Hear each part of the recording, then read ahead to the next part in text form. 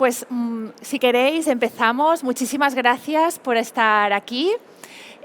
Frente a toda la oferta que tenéis hoy aquí de contenido para aprender, nos habéis elegido, así que esto es un honor para nosotras. Habéis elegido hablar del síndrome genitourinario de la menopausia, hablar de sexualidad y lo habéis elegido hacerlo con Flavia, así que muchísimas gracias. Nosotras nos hemos propuesto hoy dos objetivos. El primero, que os llevéis información y también muchos recursos prácticos para vuestro día a día. Y el segundo objetivo es que salgáis de aquí un poco como con un superpoder, el superpoder de hablar de algo que es un tema un poco tabú, del que no todo el mundo habla. Por lo tanto, que salgáis de aquí siendo capaces de tratar un tema que no todo el mundo es capaz de tratar. Tengo la suerte de estar acompañada por la doctora María Montoro. Ella es ginecóloga, es obstetra, es experta en salud hormonal femenina. Yo soy Laura Cámara, soy enfermera, soy matrona y sexóloga. Y si te parece, María, empezamos. Vamos allá. Vamos a hablar hoy de un tema que afecta a gran parte de las mujeres. Como sabéis, la menopausia, pues si todo va bien, todas las mujeres llegaremos a la menopausia. La menopausia puede llegar de una forma muy silenciosa, pero la realidad es que 3 de cada 4 mujeres en la transición en la menopausia referirá a algún síntoma. Y eso es gran parte de la población. Fijaros que estamos hablando además de mujeres en una franja de edad muy amplia. La menopausia o la transición a la menopausia puede comprender desde los 40, 40 y algo años en adelante, y además sabemos que cuantos más años pasen, más probabilidad de síntomas relacionados con la menopausia. Por lo tanto, cuando veáis a mujeres que pueden ser, por ejemplo, yo, pues podemos pensar en mujeres en esa transición menopáusica, pero también mujeres pues como puede ser mi madre. Es decir, que tenemos que abarcar un abanico muy grande, ¿no?, de la población de mujeres a la hora de aconsejarlas. Bueno, María, cuando hablamos de sequedad como un síntoma de esta transición menopáusica, nos gustaría que nos contaras qué hay detrás de este síntoma. Así que te dejo que les cuentes todo esto. Bueno, gracias Laura. Muchas gracias a todas las que habéis venido a escucharnos. Gracias a Flavia por organizar estas charlas. Infarma, que es impresionante, nunca había estado aquí, la verdad que impresiona. Y bueno, pues vamos allá. Es cierto que cuando una mujer entra en una farmacia y ya te cuenta el síntoma de sequedad, esta mujer ya lleva mucho ganado, ¿no? Porque es una cosa que las mujeres normalmente no verbalizan, o sea, es algo que les da vergüenza, que les da pudor, y ya simplemente el hecho de que te lo digan quiere decir que hay algo mucho más atrás, allá, ¿no? O sea, es como vemos en esta imagen, es la punta del iceberg de toda esa sintomatología que acompaña a la menopausia. La menopausia está descrito que hay hasta 260 síntomas que se achacan a esta etapa de la mujer, y la sequedad y el síndrome genitourinario, del que luego hablaremos más en profundidad, es uno que altera enormemente la calidad de vida de todas estas mujeres, ¿no? Entonces vemos que hay una serie de un componente hormonal de base, que es el descenso de estrógenos tan llamativo, y que a raíz de ahí se va a generar una serie de alteraciones en la calidad de vida de estas pacientes, que van a generar pues esa molestia, ese picor, ese ardor, ese escozor que repercute en su día a día. No solo repercute a nivel de relaciones sexuales, sino que también va a repercutir a nivel de cuando la persona está con una ropa un poquito más ajustada, que está con vaqueros, cuando está haciendo spinning, cuando está andando, ¿no? Entonces ya te dice la señora, es que me encuentro incómoda, no encuentro la postura. Entonces esto al final impacta en su vida, ¿no? Luego también es verdad que la mujer ve como la sequedad como un momento de deterioro, que dice, es que estoy llegando a una etapa de envejecimiento, y como bien tú has dicho, estamos al final más de 35 años, porque la esperanza de vida media en la mujer en España es de 86 años, entonces estamos un tercio de nuestra vida en menopausia. Y por eso es muy importante que la conozcamos, sobre todo a nivel fisiopatológico, para luego poder poner tratamiento, ¿no? Estupendo. Y sí que es verdad que, voy a pasar a la siguiente diapositiva, porque cuando hablamos de sequedad quizá es la forma como más coloquial, ¿no? Y más llana de decir qué es lo que nos pasa, pero tenemos que hablar de este síndrome genitourinario de la menopausia, que realmente es el nombre como más correcto, más científico. Entonces, cuéntanos un poquito qué comprende este síndrome.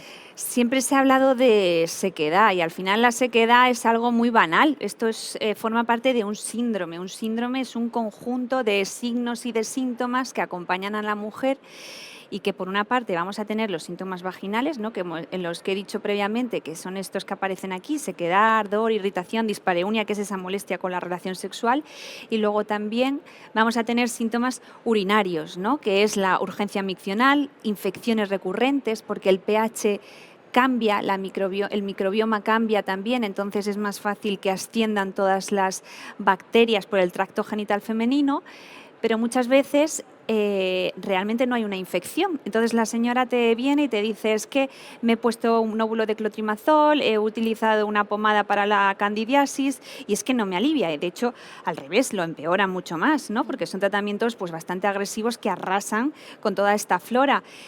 Entonces esto es muy importante que lo tengamos en cuenta, ¿no? Hay síntomas vaginales y síntomas urinarios. Y luego os quería enseñar. Aquí tenemos una imagen que a mí me gusta mucho enseñársela a las pacientes, que habla, si os fijáis, del grosor de la mucosa vaginal. Por un lado tenemos la capa vaginal gruesa, húmeda, turgente, llena de colágeno, ¿no? Con elasticidad, gracias a ¿qué? Al estrógeno que está circulando en nuestro organismo, y que cuando desciende fruto de la menopausia, pues la capa es fina, seca, en papel de fumar, ¿no? Pasamos de tener 40 capas, ¿no? Una exageración, a tener 10. Entonces, ¿esto qué hace? Que se generen microfisuras, manchaditos, también se produce un acortamiento del canal vaginal, lo que repercute en las relaciones. Y bueno, todo esto tiene impacto, ¿no? Y es interesante que conozcamos, pues, a nivel fisiopatológico, cómo funciona este síndrome para poder abarcarlo de una forma integral. No sé, desde tu experiencia, si tienes alguna idea, ¿no? De cómo podemos o cómo las mujeres viven estos síntomas, porque es verdad que esta es lo que definen los libros, pero luego es verdad que la mujer, ¿cómo lo vive esta sintomatología? Fijaros, pues si había una imagen que quería traer aquí para expresar cómo creo que se vive este síndrome genitourinario o todos estos síntomas, quizás sería esta, ¿no? Es un tema del que es difícil hablar. Es un tema que llamamos tabú, y cuando decimos que un tema es tabú es porque es un tema del que cuesta que salgan las palabras fácilmente, encontrar el momento, cómo lo pregunto. Las mujeres a veces le dan muchas vueltas a cómo puedo consultar sobre mis síntomas, ¿no? Fijaros además que a las mujeres en general nos cuesta muchísimo nombrar nuestro propio cuerpo, y por eso van a utilizar muchas veces palabras como pues ahí abajo, en mis partes, por fuera, por dentro. A veces como que tenemos que casi intuir lo que quieren decir porque realmente nos cuesta expresarnos con claridad, ¿no? También fíjate que el síndrome genitourinario engloba una serie de síntomas que son a veces difíciles de definir, ¿no? Ardor, sequedad, picor, escozor, son unos síntomas que a veces las mujeres no son capaces de describir con precisión, pero si escuchamos esas palabras ya tenemos que pensar, ¿no? Que estamos hablando de molestias genitales y que pueden tener que ver con el síndrome genitourinario de la menopausia. También es verdad que, por otro lado, está la vergüenza de hablar de síntomas que tienen que ver con mi intimidad o mi zona genital, que, como os digo, es una parte como muy íntima, muy pudorosa, y que forma parte de ese gran tabú, ¿no? En el que muchas veces las mujeres no encuentran el espacio, ¿no? Donde poder expresar en alto. Y también estamos hablando de una etapa delicada. A lo mejor empezamos a tener ciertos síntomas e incluso las mujeres dicen, bueno, pues esto ya significa que me acerco a una etapa, ¿no? La menopausia, en la que por desgracia todavía pues sentimos como cierto recelo, ¿no? Al hablar de pues yo estoy en esta etapa, ¿no? O no lo sentimos como una etapa cómoda. Eso es algo que debemos de ir cambiando poquito a poco. Y también creo que a veces ocurre otra cosa y es incluso la normalización de los síntomas. Es decir, bueno, tengo molestias y a veces el mensaje que reciben erróneamente es, bueno, pues eso será de la edad, bueno, eso será de la menopausia, con lo que hace que nos conformemos con unos síntomas y no tendríamos por qué, ¿no? Realmente no tendría por qué ser así. Con lo cual, cuando estamos hablando de síntomas genitales, de síndrome genitourinario, de sequedad, tenemos que tener muy claro, muy presente que estamos hablando de un tema delicado, del que probablemente esa persona que tenemos delante le va a costar, ¿no? Empezar a hablar, y tenemos que tratarlo como un tema delicado y darle el contexto necesario, ¿no? Y el acompañamiento necesario. Eso es, sí. Además, una cosa muy importante es cuando hablamos de sequedad, ¿no? Y es verdad que esta imagen es muy gráfica, ¿no? Porque el sequedad vaginal como síntoma central, efectivamente, esto es así, pero es verdad que cuando viene a la farmacia una paciente y te dice, es que tengo sequedad, dame algo, ¿no? Hay que no vender un producto, sino saber hacer la pregunta adecuada. Entonces hay que decir, contextualizar a esa mujer, ¿no? Hay sequedad, no todas las sequedades son iguales, y tratarlas todas con el mismo producto, eso sería un error, ¿no? Entonces, lo que vamos a hacer es preguntar y contextualizar qué es una sequedad puntual o una sequedad crónica, ¿no? Está la sequedad puntual, que es aquella que van a tener cualquier tipo de mujer en edad fértil que toma anticonceptivos, en el embarazo, en el posparto y en la lactancia, en épocas de muchísimo estrés, también se puede ver repercutido a nivel de la lubricación vaginal. Y luego, por otro lado, está la sequedad debida al descenso estrogénico en sangre, que es debido a la menopausia, ¿no? Y que esta es una sequedad que debemos abordar con un tratamiento que sea a largo plazo.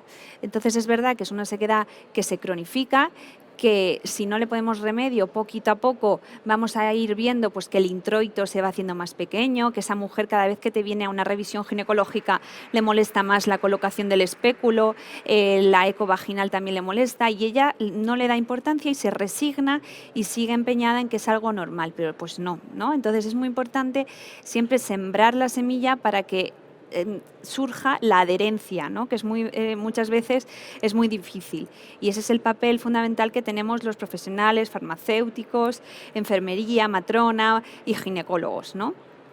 Entonces, además, me gustaría profundizar un poquito más, no sé qué te parece a ti, Laura, en todo el tema de la hidratación versus la lubricación, ¿no? Sí, porque eso es como un error bastante frecuente, sí, ¿no? Que tienen a veces como una confusión ahí las pacientes, y creo que hay que acompañarlas un poco en ver este tema.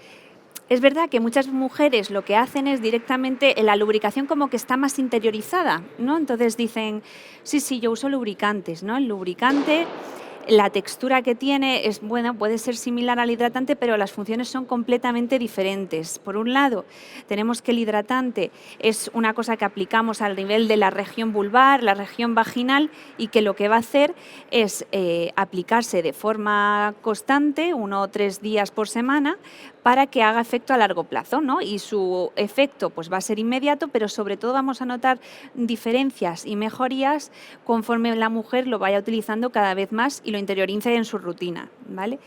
Esto se dice mucho en redes, ¿no? Igual que te limpias la cara y te echas la crema hidratante, pues también te haces una rutina de la zona genital, ¿no? Y luego, por otro lado, tenemos la lubricación. La lubricación es algo que también es necesario utilizar y que es una medida de confort que lo vamos a emplear de una forma puntual. Aquí hay una tabla bastante interesante, ¿no? Que dice, pues el lubricante se utiliza para la dispareunia, que es para evitar esas molestias de las relaciones sexuales. Se aplica de forma puntual y es una acción rápida, es decir, en el momento vas a notar que tienes una medida de confort, pero pasa.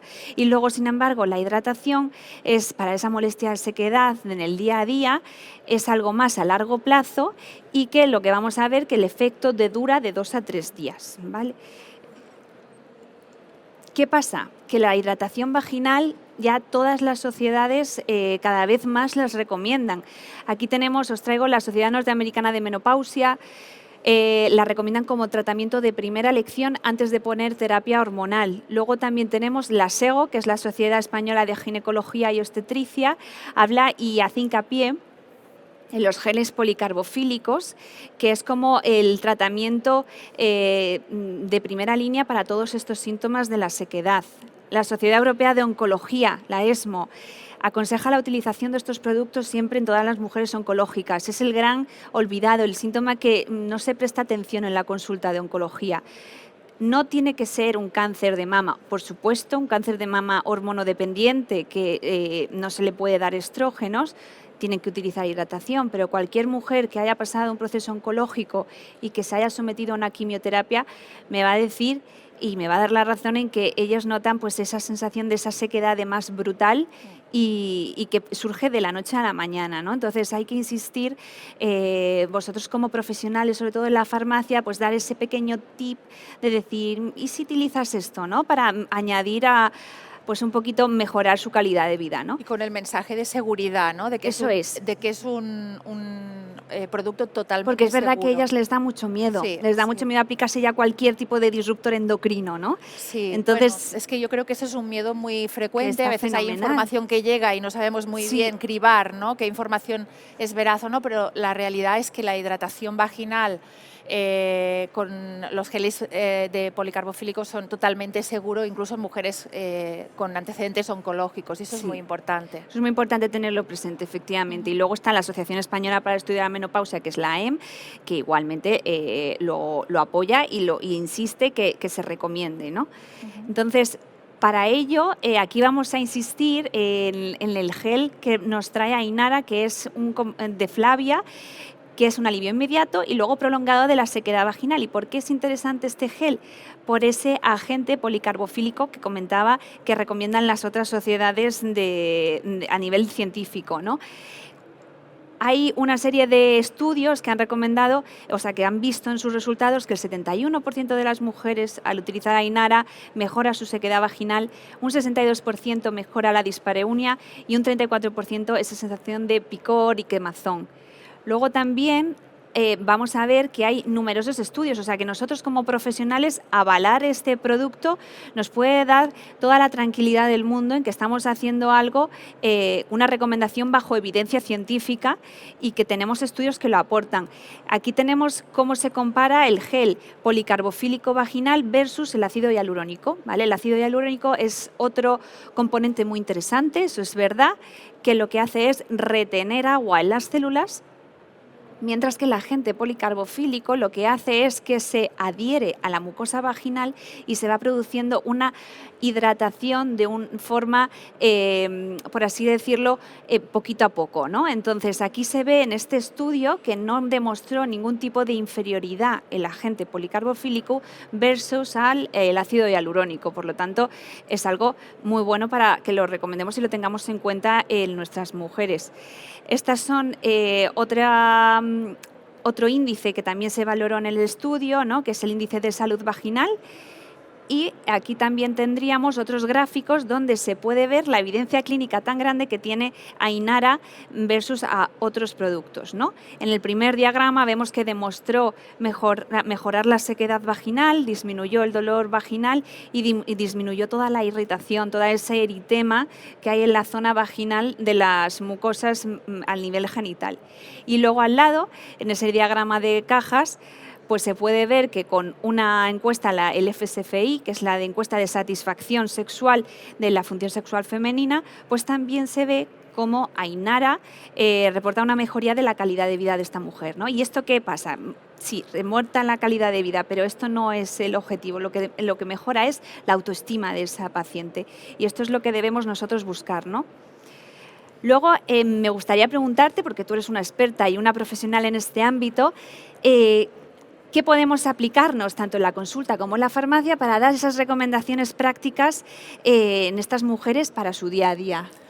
Yo te diría como el objetivo, ¿no?, de que realmente nos fuéramos de aquí con herramientas prácticas, porque si estamos hablando, ya hemos dicho que es un tema muy tabú, que es un tema que en general pues a la paciente le va a costar sacar, pero en cambio sabemos que es un tema importante, que afecta a gran parte de las mujeres y que tenemos una herramienta terapéutica muy valiosa, ¿no? Entonces, Sí. ¿cómo lo hacemos?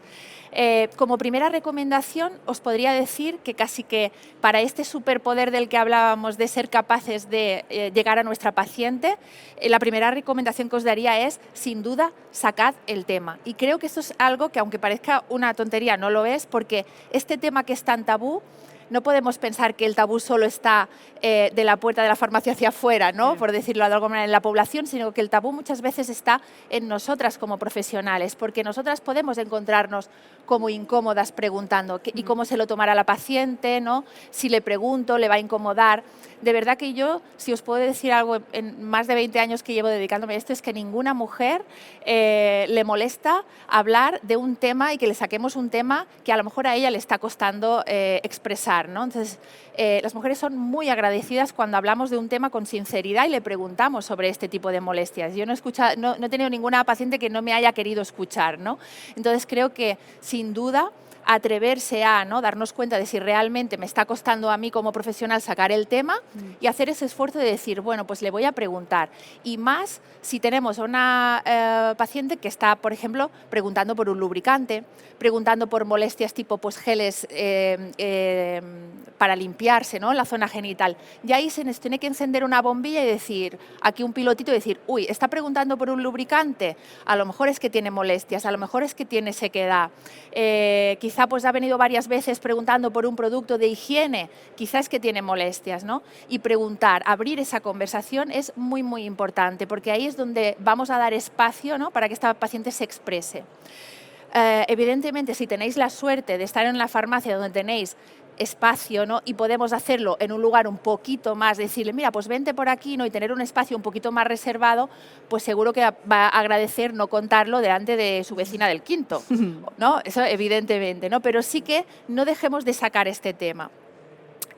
También una recomendación que me gusta mucho dar es que utilicemos palabras correctas y no nos pongamos a utilizar expresiones que sabemos que ellas utilizan, pero que nosotras no deberíamos de utilizar. Por ejemplo, tenemos que ser capaces de decir vagina y en la vulva y en el clítoris y en la entrada de la vagina y de nombrar esas palabras con normalidad. Cuanto más tranquilas estemos nosotras, más tranquila estará la paciente. Porque a veces cuando a la paciente le cuesta expresarse, si ve que delante tiene una persona que realmente está hablando de estos temas con normalidad y no pasa absolutamente nada, ¿no? Y le puedo decir, oye, ¿y tienes molestias vaginales? ¿Y qué tal? ¿Y tienes sequedad? ¿Y sientes sequedad en la vulva? Y utilizamos palabras correctas, os aseguro que los nervios, ¿no?, y la vergüenza de esta paciente van a calmarse bastante. También me gusta, y he traído algo que yo utilizo mucho, me voy a levantar porque no sé si me veis, pero yo utilizo mucho y os recomiendo, que a lo mejor no tenéis esta fantasía de vulva de ganchillo a mano, pero sí que podéis buscar ciertas láminas, por ejemplo, y dibujos para poder explicarle a la paciente. Esto es muy interesante porque aunque pensemos que todas las pacientes... ¿Te gusta, María? Sí, me ha encantado. Aunque pensemos que todas las pacientes tienen claro la anatomía, pues a veces no es así, ¿no? Entonces, poderle explicar a la paciente con un dibujo, ¿no?, dónde pueden estar las molestias, dónde puede aplicar la crema y tener algo visual es muy, muy útil. Eso es muy fácil, podéis buscar una lámina, ponerla encuadernada y poderla sacar, ¿no?, cuando queremos explicar algo. Y además...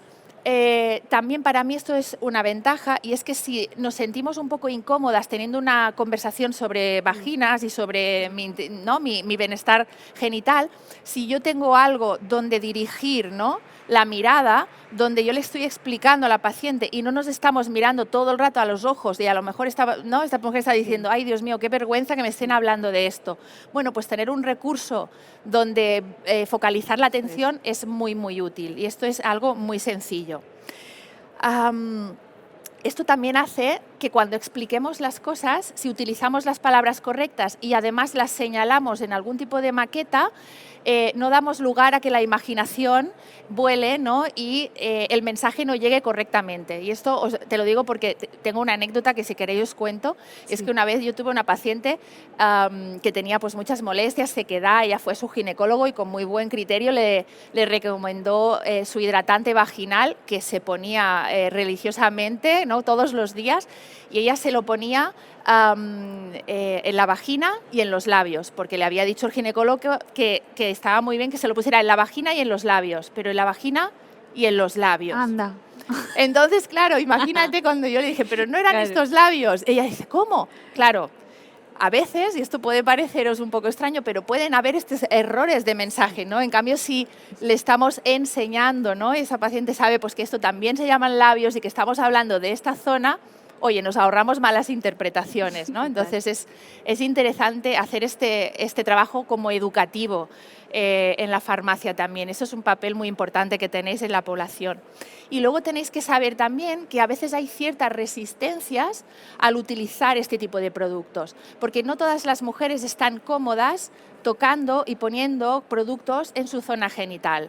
Bueno, pues porque les da reparo, pues porque nunca se lo han puesto, porque a veces les da un poco de cosa tocarse y eso, bueno, pues tenemos que animar a decir, bueno, pues esto es un producto que se pone de esta manera. En este caso, Ainar además, como sabéis, tiene una pequeña cánula para aplicación, porque es un gel que se pone en la vagina, pero también debéis saber que algunas mujeres la cánula, cuando la sequedad es moderada o severa, puede molestar. Vosotras me diréis, ¿pero cómo va a molestar si es muy pequeña? Pues sí, la cánula puede molestar. Entonces, hemos recomendado un hidratante, sabemos que es una muy buena estrategia, pero la paciente no se la aplica, y no se la aplica sencillamente porque le molesta la cánula. Podemos explicarle que puede coger, que puede coger un poco de producto con el dedo y aplicarlo directamente en la entrada de la vagina, dando un pequeño masaje e incluso esparciendo un poquito por la entrada de la vagina o los labios. Y con nuestra maqueta le explicamos perfectamente dónde va el producto. La importancia de esto es enorme, porque si recomendamos un producto, pero no es cómodo o la paciente simplemente tiene resistencias, ¿no?, a ponerse ese producto, pues no lo va a utilizar, ¿no? Entonces está bien chequear, incluso si sabéis que la paciente se ha llevado este producto, pues al cabo de unas semanas, oye, ¿qué tal te va? ¿Te lo estás poniendo? ¿Te resulta fácil? Y que la paciente nos devuelva qué tipo de dificultades tiene, porque suelen aparecer estas dificultades que podemos resolver con estos consejos bastante sencillos. La importancia aquí está en que tiene que entender que la mejora la va a conseguir con este tratamiento a medio o largo plazo y que es importante la constancia en el tratamiento, ¿no? Que una vez aplicado va a notar mejoría de la sintomatología, pero que va a notar mucha más mejoría si se lo aplica a largo plazo. Eso es, eso es. Y luego es verdad que afecta la libido, ¿no? O sea, afecta Claro. a toda la esfera sexual con su pareja. Tenemos que hablar de sexo, chicas, porque claro, estamos hablando de un tema, o sea, si hablar de salud genital ya es difícil, hablar de sexo, pues todavía más, ¿no?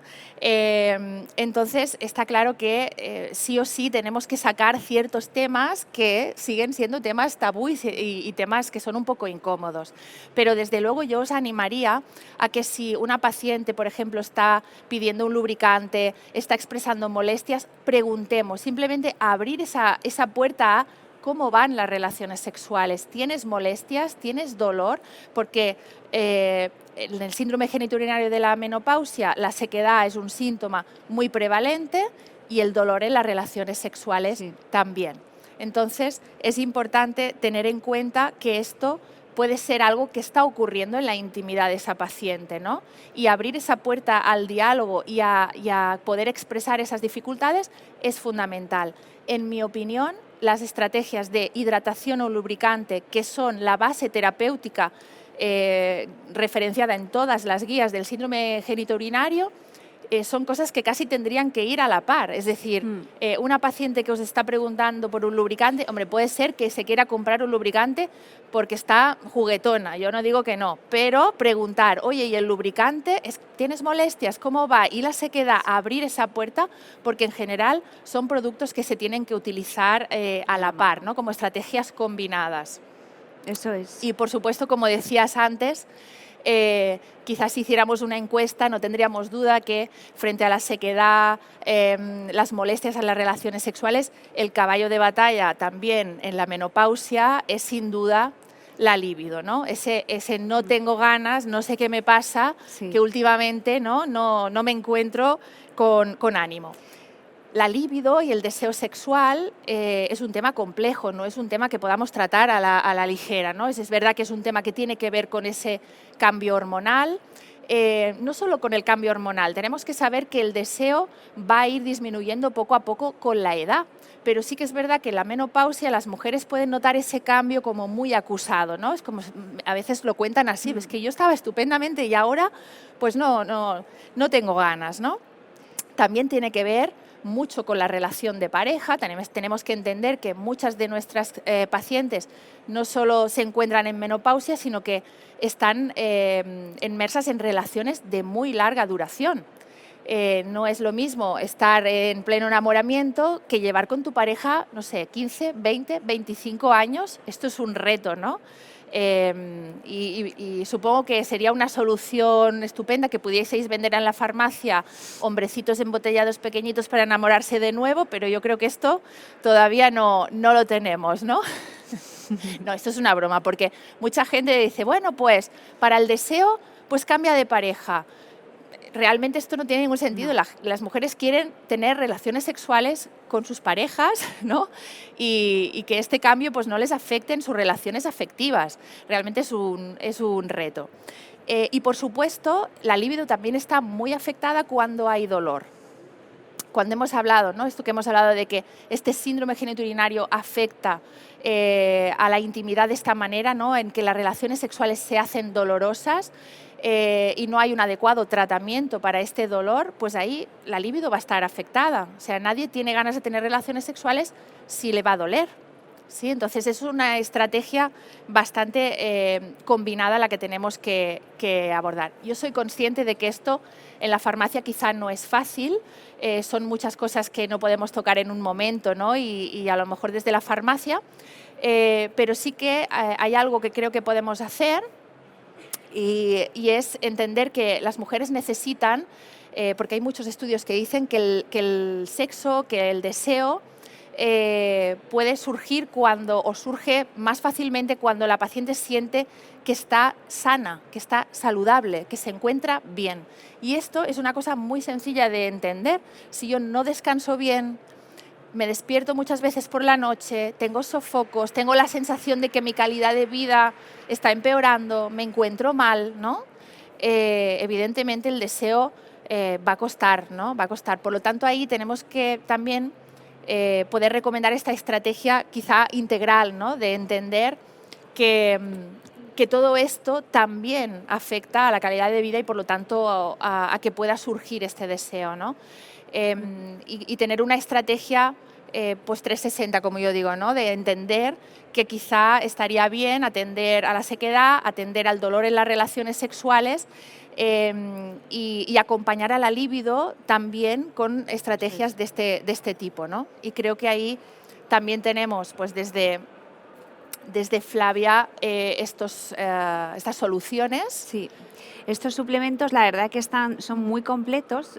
Como bien venías diciendo, la menopausia al final son muchos síntomas, ¿no? Entonces las mujeres, entre que no descansan bien, porque al final el insomnio es multifactorial, pero en la menopausia se ve agravado, están cansadas, están preocupadas, tienen hijos adolescentes en casa, o bien el síndrome del nido vacío, que es cuando los hijos se van y tienes que buscar un nuevo rol en la sociedad. Entonces, bueno, pues esto hace que estés cansada y que esa chispa pues no surja, ¿no? Entonces, lo primero de todo, lo que debemos tener en cuenta es que el deseo sexual en la menopausia no desaparece para nada, sino simplemente se adapta. La mujer tiene que tener conciencia de que es una etapa más, ¿no? Y que se puede vivir con total plenitud. Es verdad que en la adolescencia pues es mucho más fácil, efectivamente, que se prenda esa excitación, pero también lo vemos que en el posparto está la cosa más inhibida, luego está la menopausia que también se transforma, ¿no? Entonces debemos intentar buscar ese encuentro no centrándonos tanto a lo mejor en la penetración, sino que hay muchas cosas más, ¿no? Entonces la relación sexual hay que buscarla y no intentar, por así decirlo, evitarla, ¿no? Entonces eso las pacientes es verdad que lo dicen mucho, no, quita, no, si yo estoy muy bien, y es como, no, pero es que esto te va a venir bien también como tu autoestima, tu relación de pareja, te va a subir el ánimo, y por eso yo siempre les insisto, ¿no? Exacto, un abordaje integral que sea de estilo de vida, una dieta sana, equilibrada, ejercicio de fuerza, para que ellas se encuentran más fuertes, se vean mejor físicamente, y luego la suplementación. La suplementación ahora es verdad que es trending topic en todas las redes, pero es que hay suplementación con mucha evidencia, ¿no? Y Flavia es lo que nos aporta. Flavia, a nivel integral, los sofocos y la sudoración, pues, como lo veis ahí, ¿no? Los tratan todos, que es el síntoma princeps y que te van a contar todas las pacientes, pero si hay una paciente que está un poquito más cansada, pues entonces vamos al Flavia Plus, que le cuesta conciliar el sueño, pues el Flavia Nocta con esa melatonina que podemos añadir. Y si tiene el descenso de la libido, pues aparte de hacer todas las recomendaciones de estilo de vida y esos pequeños trucos para intentar adaptar la relación, de comunicarse, de hablar, de mantener encuentros íntimos. No digo agendarlos, pero casi sí. O sea, al final hay que buscar que ese momento no se pierda, ¿no? Entonces, para esto tendríamos el azafrán. El azafrán está demostrado con evidencia científica, hay muchísimos estudios que avalan que aumenta un poquito esta libido, ¿no? El azafrán y el fenogreco, la trigonela, La que trigonela es lo que lleva también, el Flavia Livital. Sí, efectivamente. Y ya, bueno, pues para cerrar, ¿no? Es verdad que ¿por qué hablamos de todo esto en este congreso, ¿no? Pues el papel de la farmacia y el papel del farmacéutico no es para nada un mero intermediario que llega, dispensa y se va, no, o sea, es la puerta de entrada. Aquí te va a venir la paciente que además se va a encontrar mucho más cómoda porque no es lo mismo que estar en una consulta, en un hospital, que quizás es un poquito más frío, que si no tienes la suficiente relación con tu médico o con tu ginecólogo, pues entonces como que no quieren molestar, ¿no? Tú las ves ahí que dicen, es que no, estoy perfecta, y ya hasta que empiezas a rascar y ya ahí te van empezando a contar, sí, bueno, se queda y como que se resignan y lo dan por hecho que eso es algo que les va a pasar, ¿no? Entonces, en el ginecólogo, o sea, en la farmacia, perdón, lo que debéis daros cuenta es que un simple cómo estás Mercedes y que te cuenten ahí pequeños detalles, pues se puede leer entre líneas que sí que hay ahí un tema un poco tabú y escondido, ¿no? Yo creo que sí, que un poco lo que queremos transmitiros es que en la farmacia hay ese papel importantísimo de educar, ¿no? Y de normalizar este tipo de conversaciones, ¿no? En el que podemos hablar de esto y, de hecho, como os decía, atreveros a preguntar, por supuesto, detectar esos síntomas, ¿no? Que decíamos, es sequedad o hay algo más, es falta de deseo o también hay molestias en las relaciones sexuales, el abrir esa conversación, el detectar los síntomas y, por supuesto, en dar recomendaciones avaladas y recomendadas y que le van a solucionar a la paciente pues, muchísimo, ¿no? Así que esperamos que os haya servido de ayuda estas recomendaciones, atreveros de salir de aquí, como decíamos, con ese superpoder de decir, pues yo voy a preguntar, me voy a atrever a abrir esa conversación en la farmacia. Si hay alguna pregunta, pues estamos encantadas de contestaros y si no, pues muchísimas gracias. Muchas gracias a todos. Gracias.